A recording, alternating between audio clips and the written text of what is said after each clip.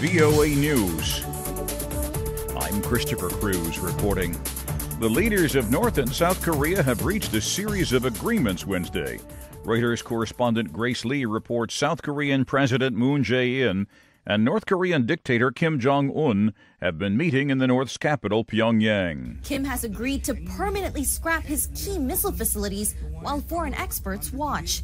That's according to South Korean leader Moon Jae-in, who says Kim's also willing to close his main nuclear complex if the U.S. takes reciprocal action. Though what Kim would want to see isn't clear. 남과 북은 처음으로 North and South Korea have agreed on a denuclearization plan for the first time. This is a very meaningful outcome. The two leaders signed a joint agreement in front of cameras and hinted another historic milestone will happen before the new year.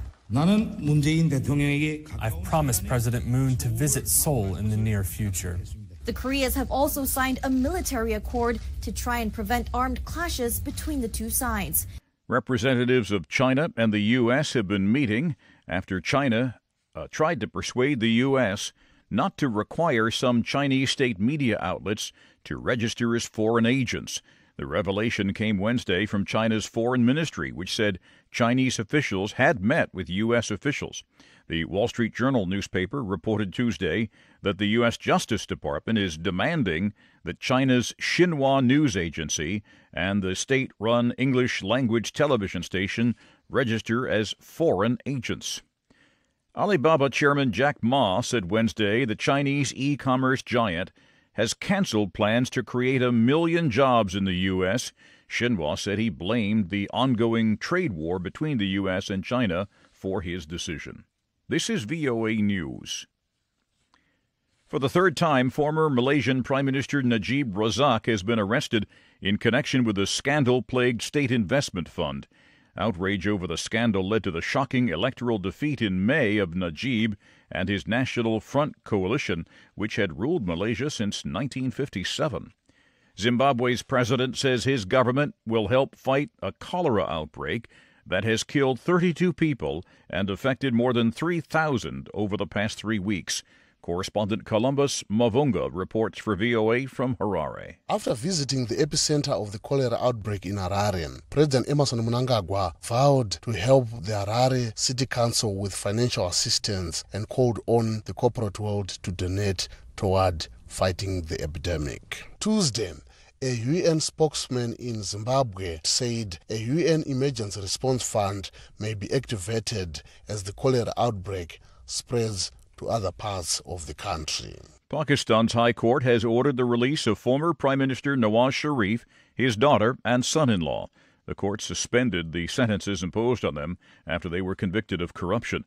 Sharif was released along with the other members of his family late Wednesday and were greeted by party leaders and workers outside the prison in the garrison city of Rawalpindi.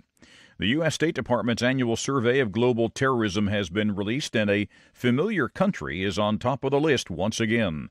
Associated Press correspondent Ben Thomas reports. The United States has once again named Iran as the world's leading state sponsor of terrorism. The State Department's annual terrorism survey accuses Tehran of intensifying numerous conflicts and trying to undermine governments throughout the Middle East. It says Iran and its proxies are responsible for fomenting violence in Afghanistan, Bahrain, Iraq, Lebanon, and Yemen. The report says Iranian fighters and militias like Lebanon's Hezbollah have emerged emboldened from the war in Syria with valuable battlefield experience they're seeking to leverage elsewhere. The U.S. State Department says it is scheduling meetings with members of Congress to talk about the department's proposal to place a record-low cap on refugees to be allowed into the U.S. next year.